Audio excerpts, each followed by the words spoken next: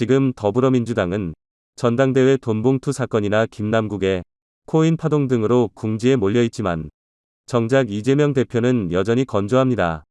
그래서인지 과거에 정치 8단인의 9단인의 당 대표를 지냈다 원내대표를 전했다 하던 인물들이 지금 갑자기 이름을 올리기 시작했습니다. 자, 내년 총선에 박지원 전 국정원장 정동영 전 장관 등의 이름이 나오기 시작했습니다. 이재명이 힘이 있으니 공천을 받기 의해서 물밑 공작이 있는 것 같다는 분석도 나옵니다. 여기에 한 명이 더 등장했습니다. 추미애 전 법무부 장관입니다. 문재인 전 대통령이 당선될 때 민주당 대표였던 추미애 전 장관 역시 한번 권력 맛을 보면 잊기가 힘든가 봅니다. 오늘 KBS 라디오에 나와서 상당히 국민들 염장 지르는 발언을 하기 시작했습니다. 자, 역시 권력 맛을 잊지 못하고 내년 총선에 박지원에 이어서 추미애도 출마할 모양입니다. 지금 조국 전 장관의 출마설로 민주당이 흉흉한데 추미애까지 나온다. 그러면 국민의힘은 땡큐베리 마치입니다. 제발 다 나오기 바랍니다. 추미애 전 장관의 지역구는 고민정 의원의 서울 광진의 전 서울시 부시장이 출마를 준비하고 있는 곳입니다. 추미애와 고민정의 광진을 공천 경쟁이 예상되게 됩니다. 물론 추미애 전 장관이 다른 지역을 택할 수도 있습니다. 그러나 쉽지 않을 겁니다. 추미애, 조국 등이 출마하면 민주당은 아마도 국민들의 심판을 받을 것으로 보입니다. 진성호의 융단 폭격 시작합니다. 추미애 전 법무부 장관을 융단 폭격합니다. 자, 이재명 대표에게 잘 보이기 의해서인지 추미애 전 장관 이재명에 대한 아부가 도를 넘은 게 아닌가 하는 생각이 드는 그런 발언들을 쏟아냈습니다. 정말 사람들, 권력이 변하는 것인지. 자, 추미애 전 장관이 이재명 대표가 이 불체포 특검 포기를 선언한 것과 관련해서 이런 말을 했습니다. 어떤 보장치도 내가 가지고 있지 않겠다고 하는 그런 무저항 정신이다. 참 눈물 나는 것이다. 이렇게 말했습니다. 이걸 보면 정말 아부 이게 이까지 갈 수 있겠다 하는 생각까지 듭니다. 치매 현장관 오늘 KBS 라디오 최경영의 최강수사에 나와 이재명 대표는 대장동 사건으로 그냥 막 색칠이 되어 있다. 사람들은 그 복잡한 사건에 대해서 맥락을 잘 짚어내지를 못한다. 언론이 잘 짚어내기도 않는다고 말했습니다.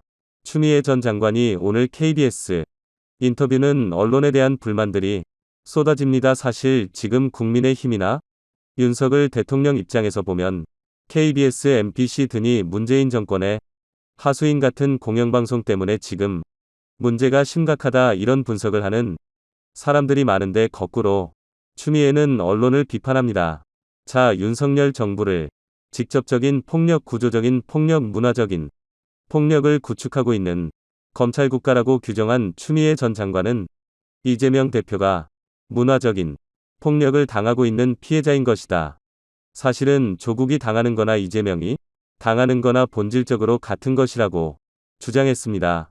조국이나 이재명이나 추미애나 다 출마하십시오. 국민들이 심판해 줄 것으로 보입니다. 이어 일제 통치가 손쉬웠던 게 피해자끼리 밀정이 되어서 우리나라 국민을 괴롭혔기 때문이다. 마찬가지로 이재명 대표도 민주당 안에서 저격을 당하는 거다. 그러니까 사람들은 정말 사법 디스크가 맞나보다 이렇게 생각하는 것 이렇게 말했습니다. 비명계가 이재명 대표를 비판하는 것을 일제시대 밀정에 비유했습니다. 정말 딸랑딸랑도이 정도면 가관입니다.